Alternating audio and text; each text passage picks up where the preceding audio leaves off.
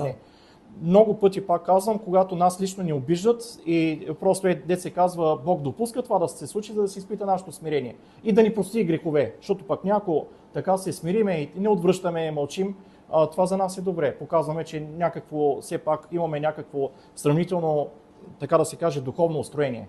А когато ние много бързо се възмущаваме, това означава, че има гордост. Значи, ако някой ни обижда и ние веднага пламнем и казваме кой е този път, че така ще ми говори, той какво е постигнал, че ми иска. Значи, това като почнем да си го мислим и така да говорим, значи ние самите всъщност имаме доста гордост в себе си. И това го пише Ава Доротей. Казва, някой те обиди, казва, той прилича на човек, който е хванал един хляб и го е разчупил.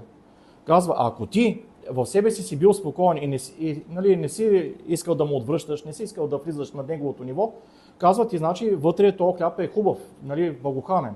Но казва, ако ти самия си се обидил и казваш как може така, може ли така несправедливост, ти казва, приличаш на хляб, ама вътре казва е гнил. Значи човека, той разшипва хляба да види какво има вътре, ама вътре има гнилч. Тези хора, които много лесно се обиждат от обидите на каквито и хора да са, те всъщност вътре трябва да помолят за изцеление. Господи, даруй ми търпение, даруй ми смирение, даруй ми благодат. С благодат може всичко да се претърпи.